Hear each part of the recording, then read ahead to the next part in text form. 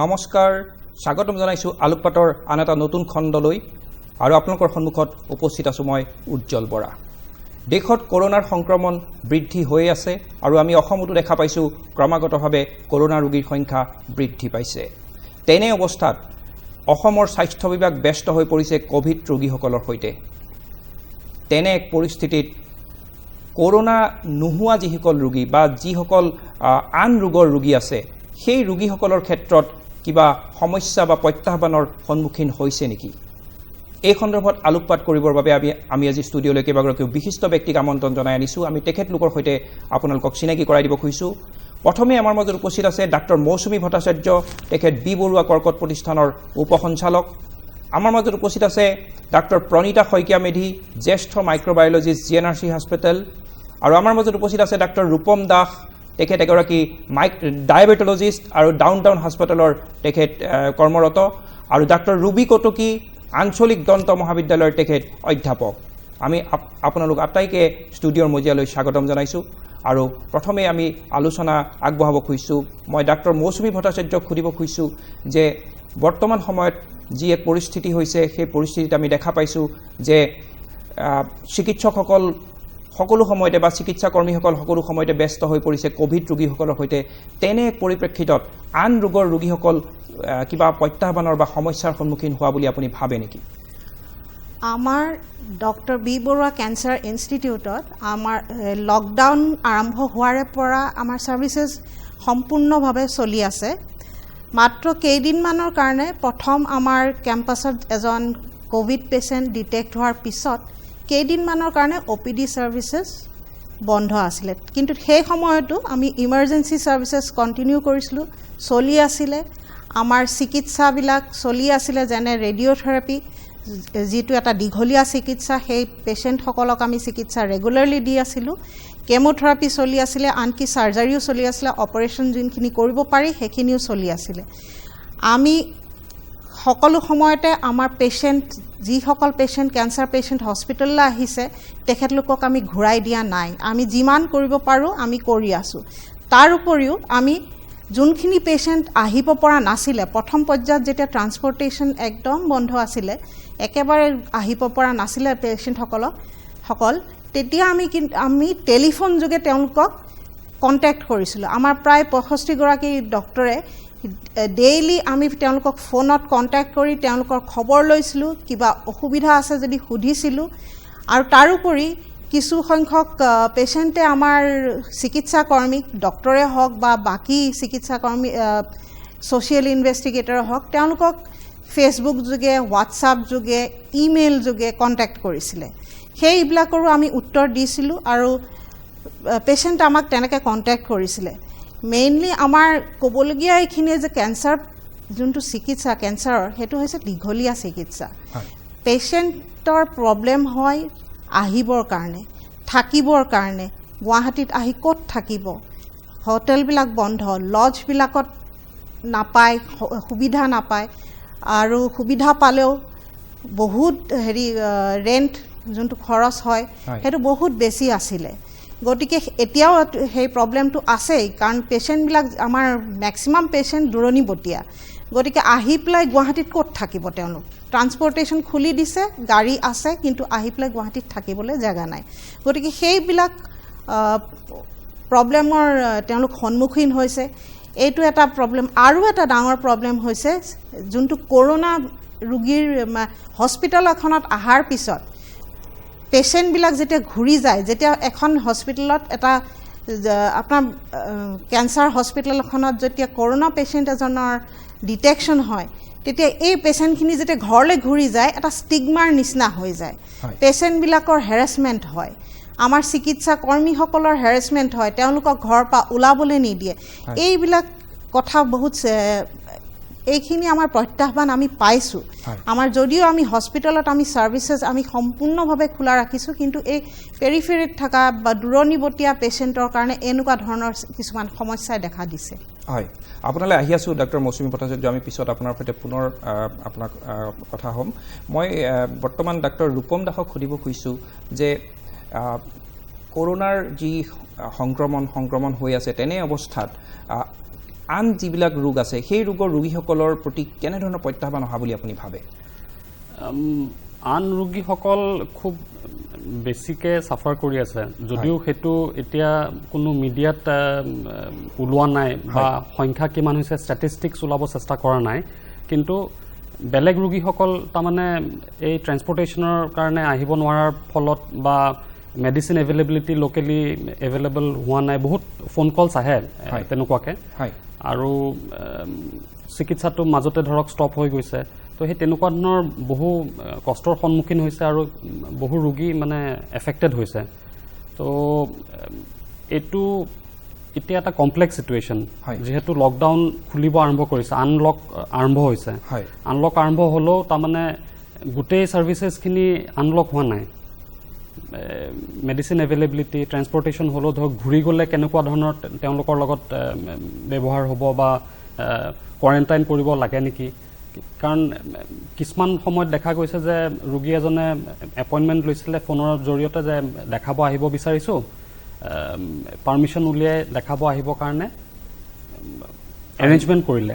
কিন্তু আকৌ পিছত দুদিন পিছত ফোন কৰি মোক জনাইছে যে নাই স্যাৰ আহিলে তো পাৰমিশন পাইছো কিন্তু ঘুৰি গলে তাৰমানে মই কোৱাৰেণ্টাইনত থাকিব লাগিব কোৱাৰেণ্টাইনত থাকিলে বাহিৰৰ পৰা যোনসকল মানে ট্ৰেভেলাৰ্ছ আহিছে চেন্নাই হওক মুম্বাই হওক এতিয়াতো ট্ৰেভেলটো খুলি দিছে তো সেই সকল ৰোগীৰ লগত আকৌ তেওঁ কোৱাৰেণ্টাইনত থাকিব লাগিব হওক পজিটিভ মানে কৰোনা পজিটিভ হওক বা নহওক কথা নাই তো সেই মানে ধৰক শংকা থাকে যে আকৌ যদি কৰোনা হৈ যায় তেতিয়া হলে কি হ'ব সেই কাৰণে তেওঁলোক ধৰক ট্ৰেভেল কৰিব বিচাৰা নাই তো তেনেকুৱা এটো এটা এক্সাম্পল দিলো কিন্তু তেনেকুৱা বহু এক্সাম্পল আছে যোনে ধৰক কষ্টৰ সন্মুখীন হৈছে মই আপোনালৈ পুনৰ আহিম মই ডাক্তৰ প্ৰণীতা শইকীয়া মেধি খুদিব খুজিছো আপোনালোক মাইক্ৰোবায়োলজিষ্ট হিচাপে আপোনালোকে কেনেকুৱা ধৰণৰ সমস্যাৰ সন্মুখীন হৈছে যেতিয়াই এই কোভিড-19 পেণ্ডেমিক হ'ল আৰু ডায়াগনোচিছ যদিও বিভিন্ন ধৰণৰ ডায়াগনোচিছ আছে কিন্তু একেবাৰে কনফাৰ্মেটৰি ষ্টেণ্ডাৰ্ড ডায়াগনোচিছটো হৈছে পিচিআৰ কৰিবলৈ লাগিব আৰটিপিচিআৰ যিটো বহুতো ব্যয়বহুল এতিয়া যেতিয়া আমাৰ অসমৰ কথা কৈছো মেডিকেল কলেজ কেইখনত ধীৰে ধীৰে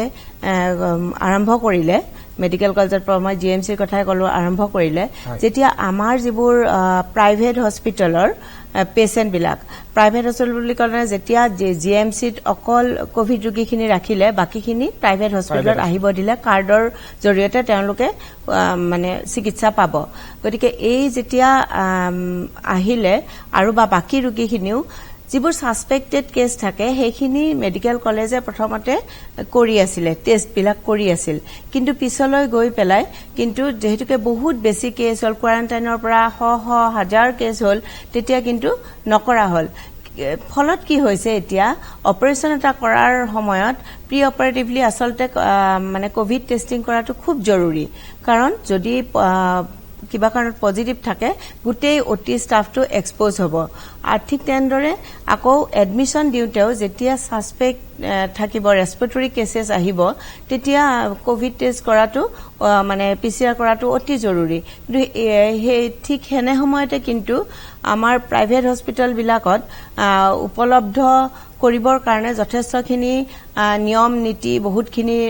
লাগে আৰু যাৰ কাৰণে সেইখিনি আমি এতিয়া ওভাৰকাম কৰি একদম লাষ্ট ষ্টেজত উপস্থিত হৈছো কিন্তু আজি এসপ্তাহ আগলৈকে গুৱাহাটীত আৰু প্ৰাইভেট হস্পিটেলত বা প্ৰাইভেটলি কোভিড কৰাৰ সুবিধা নাছিলে আৰু যেহেতুকে আমি পেশেন্ট বিলাকৰ যোন পেশেন্ট থাকে আমি গম নাপাও কিন্তু সাসপেক্টেড কেছখিনি যদি আমি নকৰো গুটে এক্সপোজ কৰা হ'ব হস্পিটেল বা সামাজিকভাৱে এক্সপোজ হৈ যাব গতিকে টেষ্ট কৰাটো অতি জৰুৰী কিন্তু আমাৰ যিবোৰ সচৰাচৰ যিবোৰ সেৰলজিক্যাল টেষ্ট থাকে তাতে সেনসিটিভিটি খুব কম ওলাইছে আৰু সেনসিটিভিটি মানে যদি পজিটিভ কেছটো আমি নেগেটিভ দেখা পাও তেতিয়া হলে কৰাৰ কোনো মানে নাথাকিব হে এতিয়া যি টেষ্ট আছে পিচিআৰ এটো কিন্তু যথেষ্ট ব্যয়বহুল গতিকে যেতিয়া যদি মানে এই টেষ্ট বিলাক আমি কম খৰচত কৰিব পাৰো তেতিয়া হলে ভাল হ'ব আৰু কিন্তু গুটেই যথেষ্ট মানে ল্যাবৰেটৰী বিলাকত কৰাৰ কাৰণে ফেচিলিটিও থাকিব লাগিব ফেচিলিটি যদি আছে তেতিয়াহ'লে কিন্তু কৰিব দিব লাগে নিয়মৰ যিটো নিয়ম সেইখিনি মানি কৰিব দিব লাগে নহলে কিন্তু মানে যথেষ্ট মানুহৰ ডায়াগনচিছ নোহোৱাকে ৰখি যাব আৰু হেতুৱে কিন্তু সামাজিক স্প্ৰেড কৰাৰ সম্ভাৱনা বেছি হয় এতিয়া ধৰক যিসকল আন ৰোগৰ ৰোগী চিকিৎসালয়লৈ আহে ধৰক আপোনালোকৰ এতিয়া জিএনআৰচি হস্পিটেল বা তেনেকুৱা ধৰণৰ হস্পিটেলবিলাকলৈ আহে সেই ৰোগীসকলৰ যদি সেই টেষ্টটো কৰাটো বাধ্যতামূলক তেখেতলোকৰ যদি মানে বিত্তীয় অৱস্থা যদি তেওঁলোকৰ বেয়া হয় তেনেকুৱা অৱস্থাত তেওঁলোকৰ অসুবিধা হ'ব নেকি সেই টেষ্টটো কৰিবলৈ প্ৰত্যেকজনকে কৰাৰ প্ৰয়োজন নাই প্ৰত্যেকজনকে কৰাৰ প্ৰয়োজন নাই কিন্তু আমি যিখিনি নিয়ম মানি চলিবলৈ লাগিব মাস্ক বা ফিজিক্যাল যিটো ডিস্টেন্স এইখিনি মানি চলিব লাগিব কিন্তু ডক্টৰ এজনে যেতিয়া এক্সামিন কৰিবই লাগিব গতিকে ডক্টৰজনেও সেই সাৱধানতাখিনি মানি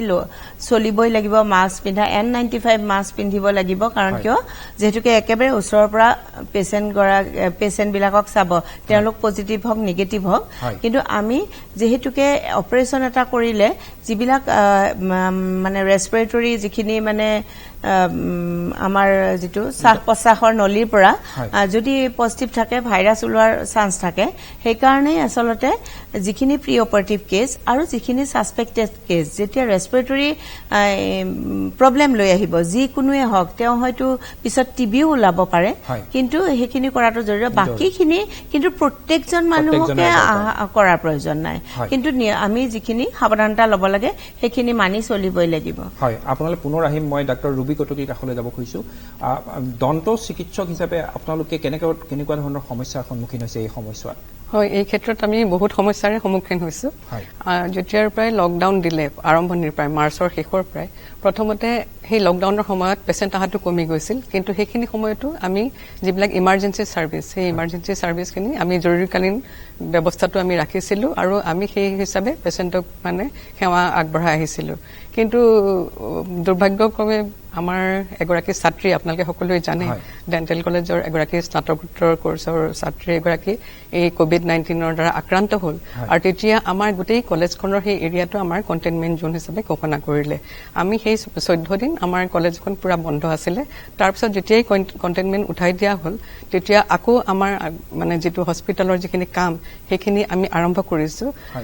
স্বাস্থ্য বিভাগে আৰু প্ৰশাসনৰ ফালৰ পৰা যিখিনি নীতি নিয়ম বান্ধি দিছে সেইখিনি আমি সম্পূৰ্ণৰূপে পালন কৰি আছো এই ডক্টৰ প্ৰণিতা শইকীয়াই কোৱাৰ নিচিনা আমি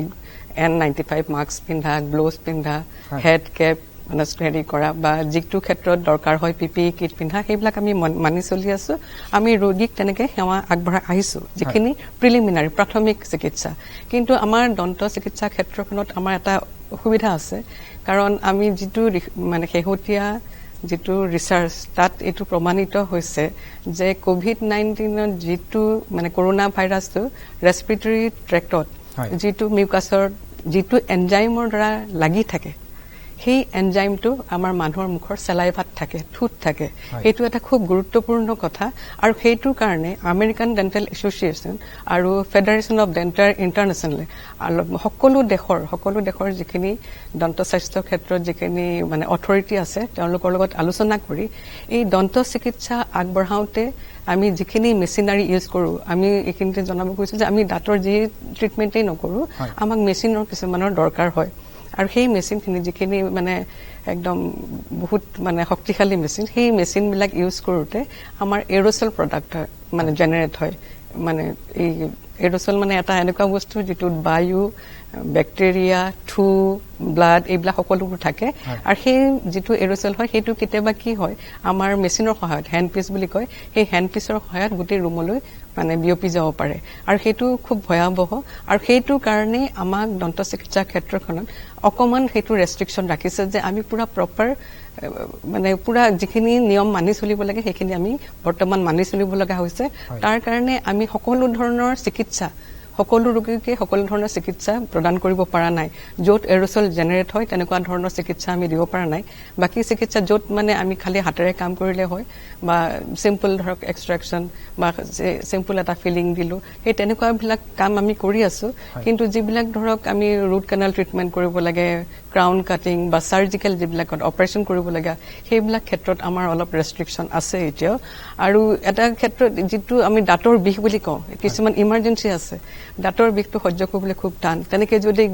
মুখৰ পৰা তেজ ওলায় ব্লিডিং হয় গাম ব্লিডিঙেই হওক বা যি নহওক কেতিয়াবা সেইটো খুব চিভিয়াৰ হৈ যায় বা তেনেকুৱা কিছুমান আমাৰ অৰেল কেঞ্চাৰৰ পেচেণ্ট থাকে বা কেতিয়াবা কিবা দুৰ্ঘটনাজনিত হৈ পেলাই মুখৰ হনুৰ হাড় ভাঙিব পাৰে বা কেতিয়াবা লকজ হৈ যায় মুখ খুলিব নোৱাৰা হৈ যায় সেই তেনেকুৱা ধৰণৰ ইমাৰ্জেঞ্চি কেছবিলাক আহিলে আমি পুৰা প্ৰটেকশ্যন লৈ PPE কিট পিন্ধি বা যিখিনি নিয়ম আমি পৰামৰ্শ বুলি আমাক দিছে যিখিনি নিয়ম আমি মানি চলিব লাগে সেইখিনি মানি আমি ৰোগীলৈ চিকিৎসা আগবঢ়াই আছো হয় মূলত আপোনালোক কিছু পৰিমাণে আপোনালোক সমস্যাৰ সন্মুখীন হৈছে বৰ্তমান সময়ত মই ডাক্তৰ ৰূপম দাসলৈ যাব খুজিছোঁ যে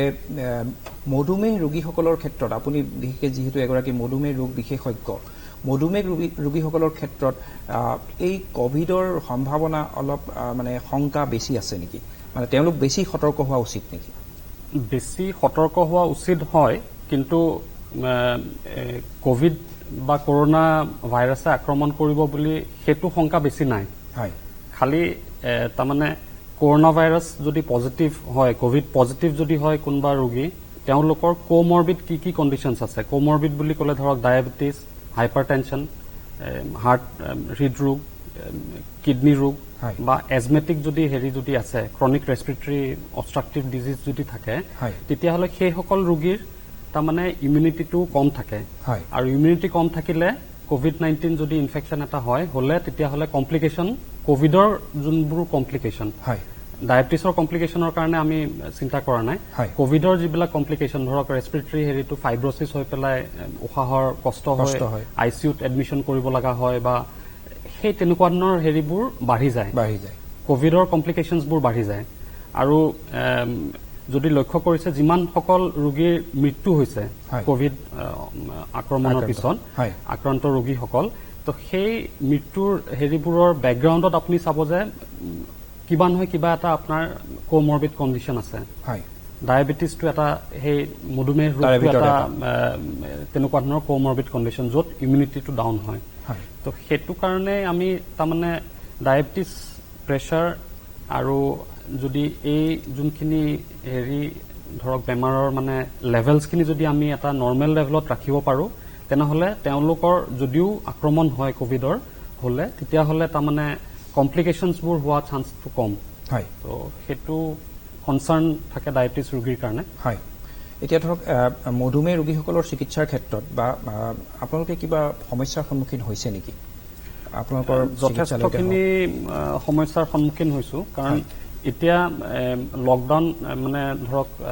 মাৰ্চৰ শেষৰ ফালৰ পৰা লকডাউন 1.0 আৰম্ভ হোৱাৰ পিছৰ পৰা ইমাৰ্জেঞ্চি ছাৰ্ভিচবোৰ খোলা আছে কিন্তু ডায়েবেটিছ বুলি ক'লে অকল ডায়েবেটিছটো ইমাৰ্জেঞ্চি নহয় যদি ডায়েবেটিছ ধৰক খুব অধিক মাত্ৰাত বাঢ়ি গৈছে বা টাইপ 1 ডায়েবেটিছ য'ত কিটোএচিডোচিছ হৈছে তেওঁলোক আহিব ধৰক হস্পিটেলত ইমাৰ্জেঞ্চি হিচাপে আদাৰৱাইজ বাকীখিনি ৰোগীটো ইমাৰ্জেঞ্চি নহয় তো এই ৰোগীসকল আপোনাৰ ধৰক আহিব পৰা নাই বা আহিলেও অলপ আগতে ডিছকাশ্যন হৈছিলে যে আহিলেও মানে গুৱাহাটীত থাকিবৰ জাগা নাই বা হোটেল নাছিলে বা লজ নাছিলে তো সেই ৰোগীসকলৰ তাৰমানে ট্ৰিটমেণ্টটো এব্ৰাপ্টলি মাজতে ৰখি গৈছে আৰু এনেকুৱা হ'ব পাৰে যে চিকিৎসালয়ত মানে চিকিৎসাৰ ক্ষেত্ৰত অসুবিধাৰ সৃষ্টি হৈছে নেকি বাকী এইখিনি যিখিনি বাহ্যিক অসুবিধা সেইখিনি বাহিৰেও চিকিৎসাত অসুবিধা হোৱা নাই চিকিৎসকৰে অভাৱ বা ধৰক তেনেকুৱা ধৰণৰ চিকিৎসকৰ বা চিকিৎসা মানে হস্পিটেলত তেনেকুৱা ধৰণৰ অসুবিধা হোৱা নাই মানে ছাপ্লাইজবোৰ ঠিকে আছে বা ডক্টৰো এভেইলেবল আছে কিন্তু ৰোগীসকল আহিব নোৱাৰাৰ ক্ষেত্ৰত তাৰমানে ৰোগীসকলৰ অসুবিধাৰ সন্মুখীন বেছি হৈছে মই ডাক্তৰ মৌচুমী ভট্টাচাৰ্যৰ কাষলৈ যাব খুজিছোঁ যে যিখিনি কৰ্কট ৰোগী আছে কৰ্কট ৰোগীসকলে কি কৰিলে বা কেনেকুৱা ধৰণৰ সতৰ্কতা অৱলম্বন কৰা উচিত এই সময়ছোৱাত কৰ্কট ৰোগীসকলে যোনখিনি আমাৰ চৰকাৰৰ পিনৰ পৰা গাইডলাইনছ আহিছে বা যোনখিনি এক্সপিৰিয়েঞ্চ লৈ ধৰি লওক আমাৰ টাটা মেমৰিয়েল হস্পিটেল মুম্বাই তেওঁলোকে যথেষ্টখিনি পেচেণ্ট কৰ্কট ৰোগী পেচেণ্টৰ কোভিডো হৈছে তেওঁলোকে ট্ৰিটমেণ্ট দি আছে তেওঁলোকৰ এক্সপিৰিয়েঞ্চৰ পৰা আমি যোনটো গম পাইছোঁ সেইটো ক্ষেত্ৰত কৰ্কট ৰোগীসকলে যদি গাইডলাইনছখিনি মেইনটেইন কৰিব পাৰে আৰু আমি চিকিৎসকে যদি তেওঁলোকৰ যোনখিনি সতৰ্কতা অৱলম্বন কৰিব লাগে যেনে আমি ধৰি লওক ছাছপিচিয়াছ হ'ল অলপ আগতে যোনখিনি ডক্টৰ প্ৰণীতাই ক'লে যে সাসপিচিয়াছ পেশেন্ট হয়। বা আপোনাৰ অপাৰেশ্যনৰ আগতে এই RT-PCR টেষ্টটো যোনখিনি কৰিব লাগে সেইখিনি কৰাব পাৰিলে পেশেন্টখিনিৰ যথেষ্ট লাভ হয়। সেইকাৰণে আমি কি কৰোঁ, পেশেণ্টক সদায় বুজাই দিওঁ যে আপোনালোকে মাস্ক পিন্ধি আহিব, কাৰণ মাস্কখন খুবেই দৰকাৰ, ছ'চিয়েল ডিষ্টেন্সিং খুবেই দৰকাৰ। আমি সেইকাৰণে আমাৰ হস্পিটেলত আমাৰ মাজে মাজে এনাউন্সমেণ্ট কৰাই থাকোঁ যে আপোনালোকে ছ'চিয়েল ডিষ্টেন্সিং কৰিব। আমি যোনখিনি ডক্টৰ আছোঁ, এডমিনিষ্ট্ৰেশ্যনৰ মানুহ আছোঁ, আমি সেইখিনি চাই থাকোঁ। আৰু আমাৰ স্ক্ৰিনিং এৰিয়াত এটা বৰ ইম্পৰ্টেণ্ট এৰিয়া, স্ক্ৰিনিং এৰিয়া আমাৰ হস্পিটেলৰ, সেই যোনখিনি কৰ্মীয়ে তাত কাম কৰি আছে তেওঁলোক বৰ সতৰ্ক। তেওঁলোকে প্ৰত্যেকজন পেচেণ্টৰে হিষ্ট্ৰী লয় যে আপোনালোক ক'ৰবাৰ পৰা আহিছে নেকি, ট্ৰেভেল হিষ্ট্ৰী আছে নেকি, ফিভাৰ জ্বৰৰ হিষ্ট্ৰী আছে নেকি, বা কৰোণা ভাইৰাছৰ যোনখিনি ধৰি লওক কেতিয়াবা ডায়েৰিয়া হয় তেনেকুৱা ধৰণৰ কিবা হিষ্ট্ৰী আছে নেকি, এইখিনি হিষ্ট্ৰী আমাৰ প্ৰথমতে লৈ লোৱা হয়। গতিকে আমি এনেকুৱা কৰোঁ যে জ্বৰ থাকিলে বা কিবা তেনেকুৱা ধৰণৰ ছাছপিচন থাকিলে আমি পেচেণ্টখিনিক অলপ বেলেগকৈ আমি পৰীক্ষা কৰোঁ। পৰীক্ষা কৰি আমি লগালগ যদি দৰকাৰ হয় আমি GMC-লৈ পঠাই দিওঁ, মেডিকেল কলেজলৈ পঠাই দিওঁ। এইখিনিতে মই ক'ব লাগিব যে আমাৰ যোনটো স্বাস্থ্য বিভাগ আৰু গুৱাহাটী মেডিকেল কলেজৰ যোনটো টীম তেওঁলোকে আমাক কিন্তু যথেষ্ট পৰিমাণৰ সহায় কৰি আছে। আমি যেতিয়াই পেচেণ্ট পঠাওঁ তেওঁলোকে আমাক কোনো মানে ডিলে নোহোৱাকৈ আমাৰ পেচেণ্টখিনিৰ টেষ্ট কৰি দিয়ে। গতিকে আমাৰ বাকীখিনি পেচেণ্টৰ লগত আমাৰ প্ৰব্লেম পোৱা নাই। আমি সকলোৱে সাৱধানতা কৰিছোঁ। চবেই ধৰি লওক আমাৰ হস্পিটেলত বেলেগ বেলেগ টিম আছে, টেকনলজিষ্ট আছে, ডক্টৰ আছে, চবেই পেচেণ্টখিনিৰ কেয়াৰ লয়, কৰে। যোনখিনি কৰিব লাগে ধৰি লওক মাস্ক পিন্ধিব লাগে, এটেণ্ডেণ্টে পিন্ধিব লাগে বা পেচেণ্টে পিন্ধিব লাগে, সেইখিনি চবেই সকলোৱে চকু দিয়ে। গতিকে আমি বিশেষ এটা একো প্ৰব্লেম পোৱা নাই আমাৰ পেচেণ্টখিনি লৈ। হয়, কিন্তু এই কোভিডৰ সময়ছোৱাত কৰ্কট ৰোগীসকলৰ মাজত মানসিকভাৱে কিবা ধৰক মানসিক শংকাৰ সৃষ্টি হৈছে নেকি কোভিডক লৈ, বা তাৰ পৰিপ্ৰেক্ষিতত তেওঁলোকে ধৰক চিকিৎসা ল'বলৈ ভয় কৰা তেনেকুৱা ধৰণৰ হৈছে নেকি? সেইটো ইমান চিকিৎসা ল'বলৈ ভয় কৰা নাই, কিন্তু কি হয় যোনখিনি আনুষংগিক প্ৰব্লেম কিছুমান আছে, ধৰি লওক আহাৰ, ট্ৰান্সপৰ্টেশ্যন, থকা, এইখিনি। আৰু তাৰপিছত আকৌ ঘূৰি গৈ পেলাই কিছুমান পেচেণ্টৰ এটা হয় যে দাঁতি কাষৰীয়া মানুহখিনিয়ে তেওঁলোকক কেঞ্চাৰ হস্পিটেলৰ পৰা আহিছে, তাত এটা কৰ্কট ৰোগী বা কেম্পাছত এজন পেচেণ্ট ধৰা পৰিছে। গতিকে তেওঁলোকক অলপমান বেলেগ কৰি ৰাখে কাৰণে তেওঁলোকৰ সেইটো এটা মানসিক এটা প্ৰব্লেম এটা হৈছে, নোহোৱা নহয়। কিন্তু এনেই আমাৰ হস্পিটেললৈ যেতিয়া আহে তেতিয়াহ'লে তাত কিন্তু আমি পোৱা নাই, একো প্ৰব্লেম পোৱা নাই। কৰ্কট ৰোগীৰ সংখ্যাটো কমা নাই? কৰ্কট ৰোগীৰ সংখ্যা এই সময়ছোৱাত নহয়, কমিছে। মই নাই কমা বুলি নকওঁ, কাৰণ তেখেতলোক আহিব পৰা নাই। প্ৰথম অৱস্থাত একেবাৰে গাড়ী মটৰ যেতিয়া বন্ধ হৈ গৈছিলে তেতিয়া আহিব পৰা নাছিলে। ছেকেণ্ড কথা, এতিয়া চিকিৎসাটো দীঘলীয়া চিকিৎসা যিহেতু গুৱাহাটীত থাকি ল'ব লাগে, গতিকে তেওঁলোক আমাৰ মেক্সিমাম পেচেণ্টে দূৰণিবতীয়া, গতিকে দূৰণিবতীয়া পেচেণ্টে আহি পেলাই আকৌ ঘূৰি যাব নোৱাৰে একেদিনাই, তেওঁলোকে থকাৰ ব্যৱস্থা লাগে, হোটেল চোটেল এইবিলাক বন্ধ আছে। গতিকে সেইখিনি চাই পেলাই অলপ কম হৈছে। আমাৰ একদম আমাৰ 50 to 60% এতিয়া পেচেণ্ট আহি আছে। এতিয়া যদি আমি কৰি চাওঁ, কম্পেয়াৰ কৰি চাওঁ জানুৱাৰী, ফেব্ৰুৱাৰী, মাৰ্চ, তাৰ তুলনাত কিন্তু অলপ কম আহি আছে এতিয়া। মই ডক্টৰ প্ৰণীতা শইকীয়া মেধিক মই সুধিব খুজিছোঁ যে বৰ্তমান সময়ত ধৰক GNRC হস্পিটেলতে বেলেগ মূলত ধৰক আপোনাৰ হাৰ্টৰ ৰোগীৰ পৰা আৰম্ভ কৰি অন্যান্য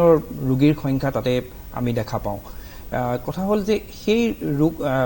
ৰোগীসকলৰ যিটো চিকিৎসাৰ ক্ষেত্ৰত আপোনালোক সমস্যাৰ সন্মুখীন হোৱা বুলি আপুনি ভাবেনে? মানে মাইক্ৰ'বায়'লজিষ্টৰ ফালৰ পৰা টেষ্টৰ বাহিৰেও আন ক্ষেত্ৰত আপোনালোক অসুবিধাৰ সন্মুখীন হৈছে নেকি? পেচেণ্টখিনি আহি আছে। প্ৰথম অৱস্থাতো একেবাৰেই পেচেণ্ট অহা নাছিলে, এনেকুৱা লাগিছিল যেন কোভিড ইনফেকশ্যন হৈছে, বাকী বেমাৰবিলাক নাইকিয়া হৈ গৈছে নেকি, এনেকুৱা এটা পৰিৱেশ এটা হৈছিল। এতিয়া তাৰপিছত কিন্তু আহিছে, কাৰণ কিয় চৰকাৰে যেনেকে ঠিক কৰি দিলে যে বাকী পেচেণ্টখিনি আহিব প্ৰাইভেট হস্পিটেলত থ্ৰু কাৰ্ড কৰিব, তেতিয়া আহিছে পেচেণ্টসকল আৰু তাতে অকণমান কাৰণ কিয় কাৰ্ড ঠিক কৰোঁতে মেলোতে এনেকেতো অকণমান অসুবিধাৰ সন্মুখীন হ'বই মই এতিয়ালৈকেও কিন্তু আগৰ সেই পেচেণ্টৰ যিটো সেই ফ্ল'টো এতিয়াও কিন্তু ঘূৰি অহা নাই বাইদেউ ডক্টৰ মৌচুমী ভট্ট বাইদেউ কোৱাৰ নিচিনাকে মানে 50-60% পেচেণ্ট আহি আছে কিন্তু ডক্টৰ এভেইলেবল আছে আৰু যেনেকে মানে নিয়ম মাফিক ধৰক হস্পিটেলত সোমাওতে হাত ধোৱা বা স্ক্ৰিনিং কৰা বা মাস্কখন পৰিধান কৰিবই লাগিব তাৰ পিছত আকৌ যাতে ফিজিক্যাল ডিষ্টেন্সটো মেইনটেইন কৰে এইখিনি গোটেইখিনি কৰি ৰখা হৈছে কি তাৰ পিছত ডক্টৰ এভেইলেবল আছে আৰু মাত্ৰ এই যে মানে অপাৰেশনখিনি কিন্তু বহুতখিনি মান ৰখি গৈছে হয় আৰু আইসোলেশন ৰুম আমাৰ হস্পিটেলবিলাকত বহুত আইসোলেশন ৰুম নাই গতিকে যিখিনি অলপ ৰেসপিৰেটৰী ইনফেকশন লৈ আহা পেচেণ্টখিনিৰ কাৰণে আমি আইসোলেশন ৰুমত থৈ তাৰ পিছতেহে টেষ্ট কৰি পেলাই কৰিব লগা হয় টেষ্ট কৰাৰ পিছত টেষ্টৰ ৰিজাল্ট যেতিয়া নিগেটিভ আহিব তেতিয়া উলিয়াই আনা হয় তো সেইখিনি সময়ত ধৰক সিস্টাৰ ডক্টৰ সকলোৱে পিপি পৰিধান কৰি পেলাই যাব লাগে তাৰ ফলত কি হয় পেচেণ্টখিনিৰো অলপমান অসুবিধা পায় কাৰণ কিয় অলমোষ্ট 24 আৱাৰ্ছ বা 36 আৱাৰ্ছলৈকে যেতিয়ালৈকে আমি ৰিপৰ্ট নাপাওঁ যিবোৰ ছাছপেক্টেড কেছ তেনেকুৱা কৰি পেলাই পিপি পৰিধান কৰিব লগা হয় তো গতিকে আদাৰৱাইজ আমি গোটেইখিনি নিয়ম মানি সিল ডক্টৰেও আমাৰ সিলটো ফেচ সিলটো ব্যৱহাৰ কৰে আৰু যিমানখিনি বাৰে সাৱধান লৈ ডক্টৰ এভেইলেবল আছে বা পেচেণ্টখিনি যিখিনি আহিছে সেইখিনিয়ে অকমান প্ৰথমতে কাগজ পত্ৰ কৰোতে হয়তো অকমান অসুবিধা হ'ব পাৰে কাৰণ কিয় কাৰ্ডত নতুনকে আকৌ এনৰোল কৰা কিবা কিবি থাকে তো আদাৰৱাইজ কিন্তু পেচেণ্টখিনি আহি আছে মানে কি আৰু 50-60% পেচেণ্ট আহি আছে সব ধৰণৰ আমাৰ জিএনআৰসি সব ধৰণৰ পেচেণ্টে আহে এক্সেপ্ট কেঞ্চাৰ পেচেণ্টক বাদ দি বাকি গোটেইখিনি আহে তাৰ কাৰণে আমিও বহুতখিনি সাৱধান হ'ব লাগে যাতে সেই ইমিউনিটি ডাউন পেচেণ্টবিলাকে কৰবাত কিবাকে ইনফেকশন নহয় সেই কথাখিনি আমি সদায় অনবৰতে মনত ৰাখিব লাগে গোটেই হস্পিটেল ষ্টাফে মনত ৰাখিব লাগিব গতিকে এজ এ হোল আমি গোটেই মানে হস্পিটেল ষ্টাফ বুলি নহয় মই কওঁ যে সমাজৰ প্ৰত্যেক মানুহে যদি মানি চলে তেতিয়াহ'লে কিন্তু আমি মানে কণ্ট্ৰোল ৰাখিব পাৰিম আৰু তেতিয়া বেমাৰীখিনিৰো অসুবিধা নহব এই যে আমি এটা কথা হয় আমাৰ হস্পিটেলত আহিলে আমি একেদিনাই কিন্তু টেষ্ট কৰি আমি ডিসচাৰ্জ মানে ঘুৰি যোৱাৰ ব্যৱস্থাটো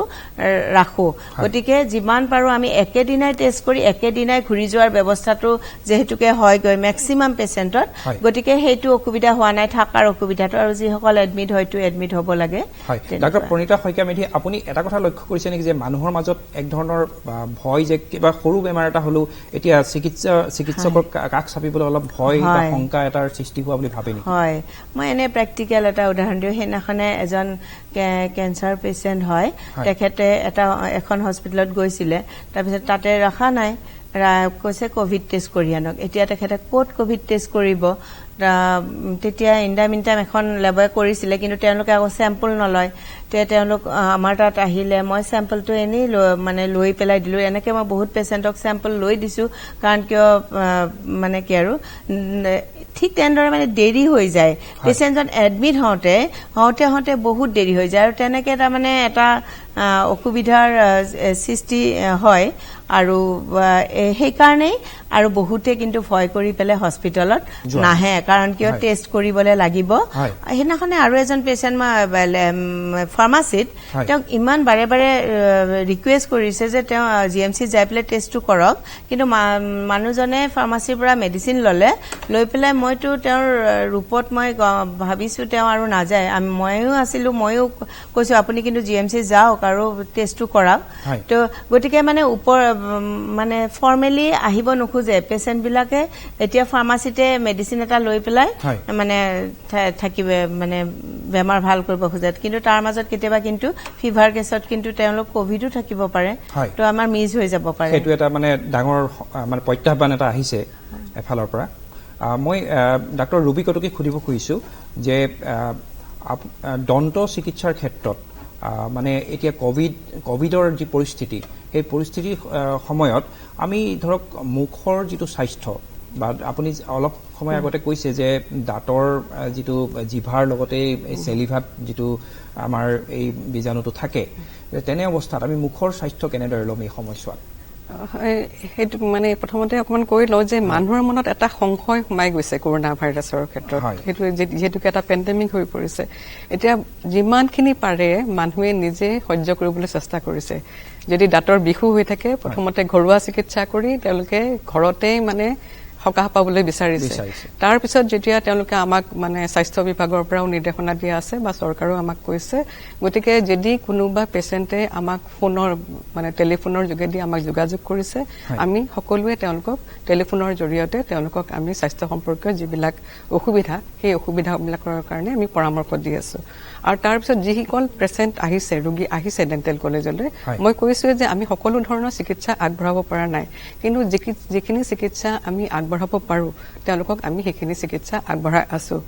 আৰু সেইখিনি পুৰা যিখিনি নিয়ম নীতি মানি চলিব লাগে আৰু সেই গোটেই নিয়ম নীতিখিনি মানি চলা হৈছে আৰু এনে ক্ষেত্ৰত পেচেণ্টেও ৰোগীও যেতিয়া বাহিৰৰ পৰা আহে তেওঁলোকেও কিছু যিখিনি নীতি নিয়ম দিছে চৰকাৰে সকলো মানুহে পালন কৰিবলগীয়াকে গতিকে তেওঁলোকেও সেইখিনি নীতি নিয়ম পালন কৰা উচিত বা পালন কৰি আহে তাৰোপৰি দাঁতৰ কথা কৈছো দাঁতত যিহেতুকে আমি মুখগহ্বৰৰ কাম কৰো আৰু মুখগহ্বৰৰ লগত ৰেছপিৰেটৰী ট্ৰেক নাক কাণ আমাৰ চকু এইবিলাক সকলো জড়িত হৈ থাকে মুখমণ্ডল বুলি ক'লে গতিকে আৰু গোটেইকেইটা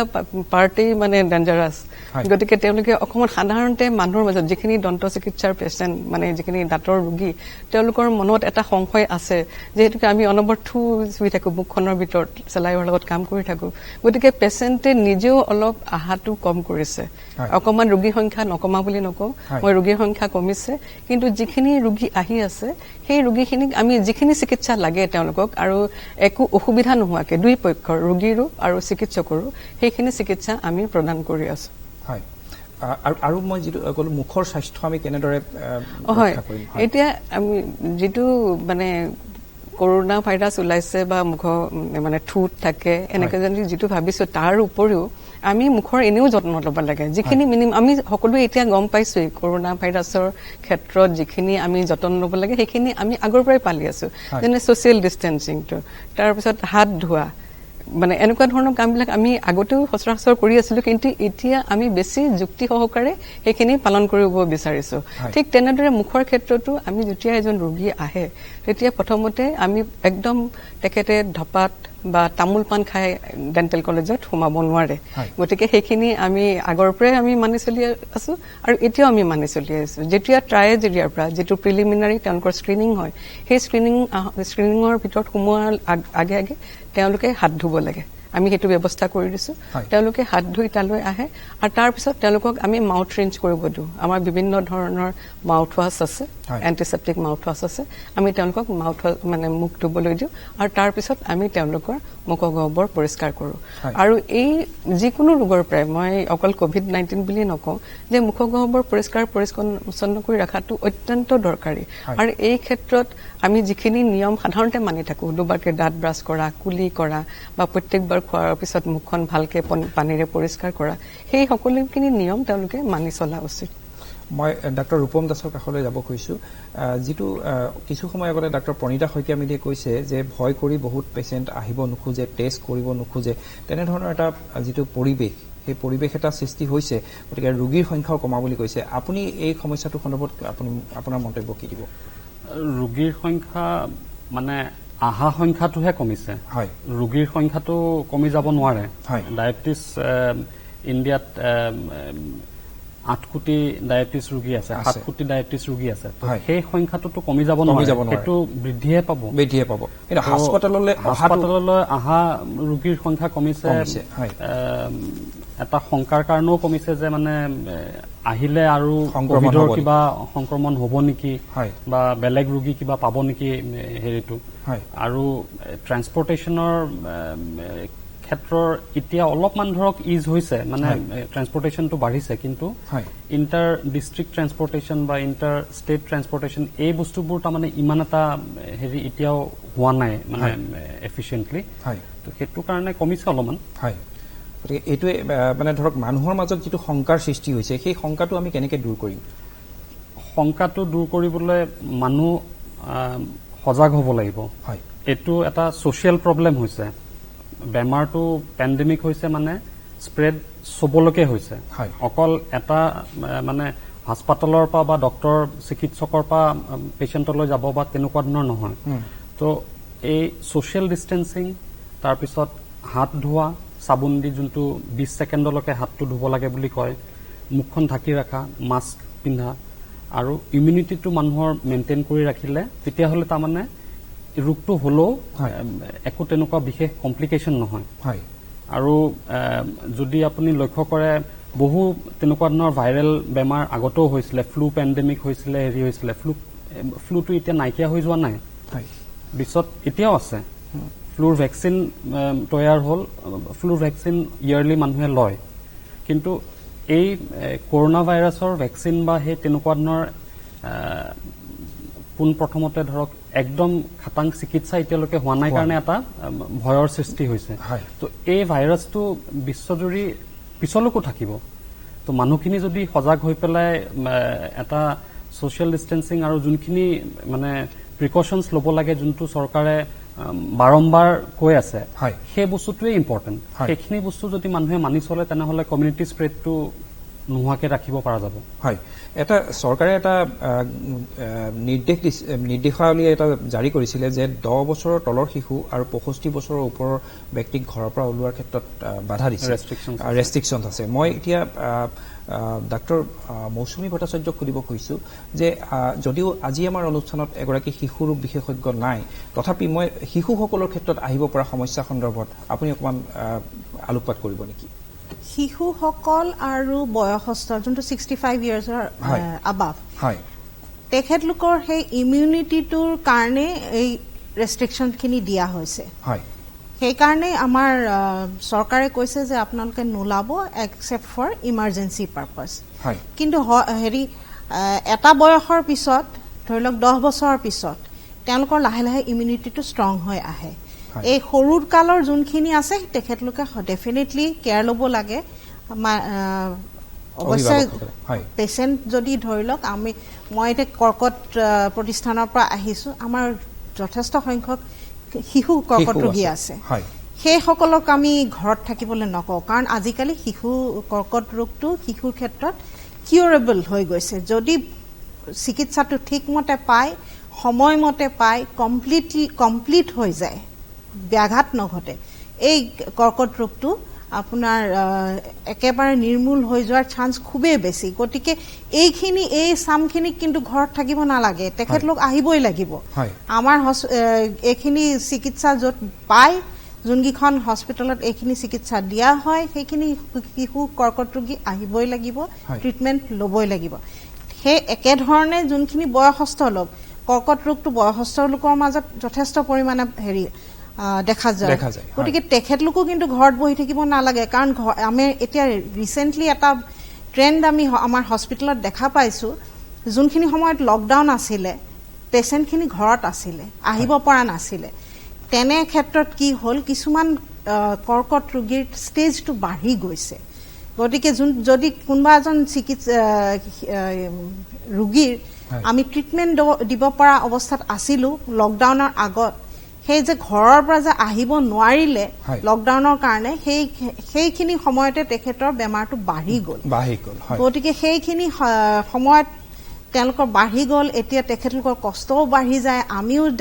মানে চাই থাকিব নোৱাৰো তেওঁলোকৰো কষ্ট বেছি গতিকে সেই তেনেকুৱা ধৰণৰ সেই গ্ৰুপটোত ধৰি লওক 10 বছৰৰ তলত 65 ইয়াৰ্ছৰ ওপৰত সেই ৰোগীসকল কিন্তু হস্পিটেলত আহিব লাগে এই ষ্টিগমা কৰোনা ভাইৰাছটো এতিয়া এটা ষ্টিগমাৰ নিচিনা হৈ গৈছে প্ৰব্লেমটো সেইখিনিতে হৈছে ডক্টৰ ৰূপম দাসে যোনটো কৈছে এইটো ছ'চাইটিত আছে ছ'চাইটিত হ'ব কাৰণ এতিয়ালৈকে ভেকচিনটো ওলোৱা নাই যেতিয়া ভেকচিনটো ওলাব তেতিয়া দেখা যাব কেনেকে ধৰণৰ এইটো টেকল কৰা যায় কিন্তু তেতিয়ালৈকে আমি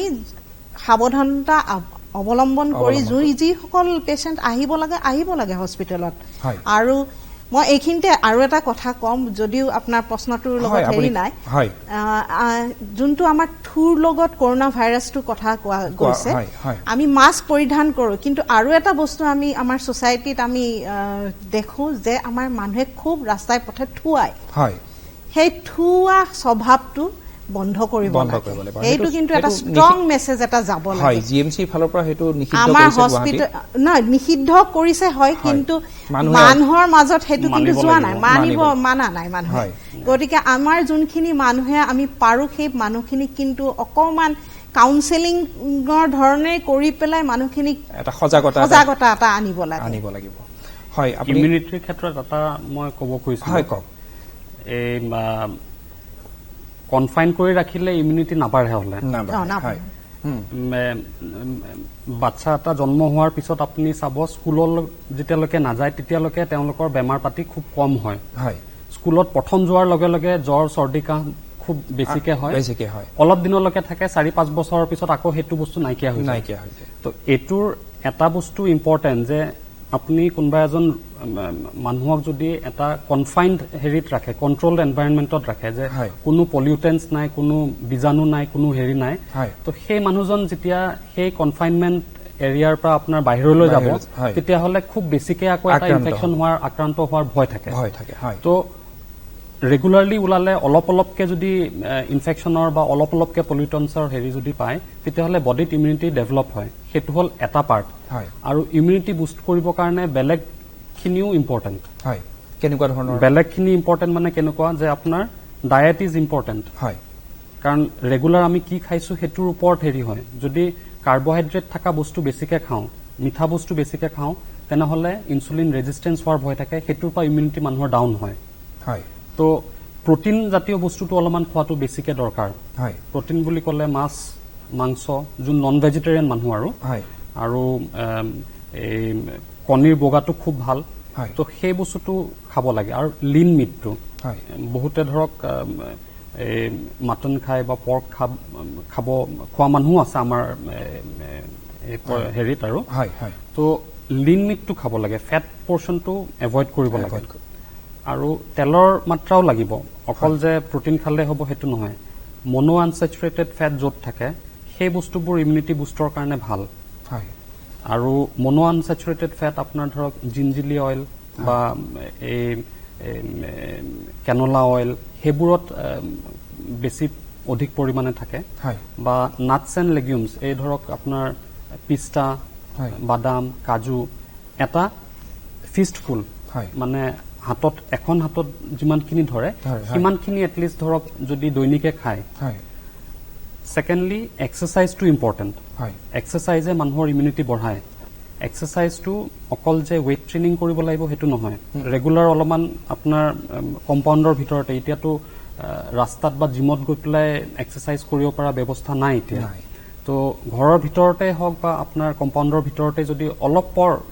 এটলিষ্ট আধা ঘণ্টাকে ডেইলি যদি অলপমান খোজকঢ়া যায় বা ফ্ৰী হেণ্ড এক্সাৰচাইজ কৰা যায় সেইটোৱে গাৰ ইমিউনিটি বঢ়ায় টোপনিৰ দৰকাৰ টোপনি 8 ঘণ্টা টোপনি দিনটোৰ ভিতৰত হ'ব লাগে আৰু 8 ঘণ্টা টোপনিটো যোনটো এটা চাইণ্টিফিক ৰিচাৰ্চত ওলাইছে যে সেইটো অপটিমাম তাতছে কম খোৱা মানুহৰ ইমিউনিটি ডাউন থাকে বা যদি অধিক সময় ধৰি পেলাই শুৱে তেতিয়াও ইমিউনিটি ডাউন হয় যে 10 ঘণ্টা 12 ঘণ্টা কিছু লোকে শুৱে তো সেইটোতো ইমিউনিটি ডাউন হয় তো সেই 8 ঘণ্টা টোপনি এটা 7 to 8 আৱাৰ্ছৰ টোপনি এটা হোৱাটো দৰকাৰ আৰু 7 to 8 আৱাৰ্ছটো এনেকুৱাও নহয় যে আপোনাৰ ৰাতি 2টা বজাত শুব আৰু দুপৰীয়া 12টা বজাত উঠিব সেইটো নহয় অপটিমাম টাইমটো দেখা গৈছে 11তছে দেৰি হ'ব নালাগে ৰাতি 11টা বজাতছে দেৰিকে শুব নালাগে তো সেইটো টাইমৰ ভিতৰত যদি শুব পাৰে আৰু অলপ ৰাতিপুৱা সোনকালে উঠি পেলাই এক্সাৰচাইজ কৰিলে বা এই ডায়েটৰ হেৰিখিনি যদি মেইনটেইন কৰে তেতিয়াহ'লেও ইমিউনিটি বুষ্ট হয় ধন্যবাদ ডক্টৰ ৰূপম দাস আপুনি যথেষ্ট গুৰুত্বপূৰ্ণ বিষয়ে অৱতাৰণা কৰিছে মই ডক্টৰ ৰুবি কটকীলৈ যাব খুজিছোঁ নন কোভিড যিখিনি পেচেণ্ট আছে সেই পেচেণ্টখিনিৰ আমাৰ ট্ৰিটমেণ্টৰ ক্ষেত্ৰত এতিয়া এক ধৰণৰ ধৰক আমি ক'ব পাৰোঁ নেকি যে কোনো ধৰণৰ সমস্যা বা প্ৰত্যাহ্বানৰ আমি সন্মুখীন হোৱা নাই তেনেধৰণে ক'ব পাৰোঁ নেকি যিবিলাক পেচেণ্টৰ কোভিড নিগেটিভ আহিছে সেইবিলাক পেচেণ্টৰ তেনেকুৱা ভয় কৰিবলগীয়া একো নাই কিন্তু পেচেণ্টে ৰোগীয়ে নিজেই ভয় খায় যে তেওঁলোকে কাৰোবাৰ পৰা তেওঁলোকৰ সংক্ৰমণ ঘটিব পাৰে নেকি কিন্তু তেওঁলোক যদি আহে তেওঁলোকৰ যদি ৰিজাল্ট নিগেটিভ আহে তেতিয়াহ'লে আমাৰ চিকিৎসা আগবঢ়োৱাৰ ক্ষেত্ৰত কোনো বাধা থাকিব নোৱাৰে মই এইখিনিতে আপোনাক আৰু এটা কথা কৰিব খুজিছো যেটো বয়সৰ কথা কৈছে সেইটো অলৰেডি মোৰ আগৰ বক্তাই কৈ গৈছে যে ইমিউনিটিৰ এটা কথা আছে আমাৰ দন্ত চিকিৎসাৰ ক্ষেত্ৰতো বয়সটো মানে যেটো বয়সৰ সেইটো এটা মানে তাৰ এটা ইম্পৰ্টেন্স আছে এই যে বয়সীয়া মানুহ আৰু শিশু সেই তেওঁলোকৰ ইমিউনিটিৰ লগতে তেওঁলোকৰ স্বভাৱৰো কিছুমান পৰিৱৰ্তন ঘটে বা শিশুসকল শিশুৱে আৰু বয়সীয়া মানুহসকলৰ কেতিয়াবা এই উইথ এজ তেওঁলোকৰ স্বভাৱৰ পৰিৱৰ্তন ঘটে আৰু তেওঁলোকে যেনেকৈ স্বভাৱৰ পৰিৱৰ্তন ঘটাৰ লগে লগে তেওঁলোকৰ মুখগহ্বৰৰো পৰিৱৰ্তন হয় কিছুমান মানুহৰ বয়সীয়া মানুহৰ মানে চেলাই মানে যেটো মুখৰ থু লেলাউটি সেইটো বেছি পৰিমাণে ওলায় আৰু কেতিয়াবা কিছুমান মানুহৰ মুখখন শুকাই যায় এই দুইটা ক্ষেত্ৰই বৰ দৰকাৰী যিবিলাকৰ চেলাইভেশন বেছি হয় বিভিন্ন ৰোগৰ কাৰণে মুখৰ বিভিন্ন ৰোগৰ কাৰণে এই মুখৰ লেলাউটিৰ পৰিমাণটো বাঢ়ি যায় আৰু তেওঁলোকে মৌচুমী বাইদেউ কোৱাৰ নিচিনা য'তে ত'তে থু পেলাবলৈ ইচ্ছা কৰে তেওঁলোকে যদিও মাস্ক পিন্ধি থাকে বহুত ক্ষেত্ৰত আমি দেখো যে মাস্কখন উলিয়াই তেওঁলোকে য'তে ত'তে মানে থু পেলাব বিচাৰে সেইটো ক্ষেত্ৰত আমি এই যে বয়সীয়া মানুহখিনি যদি পাৰে নহাকে থাকিলে ভাল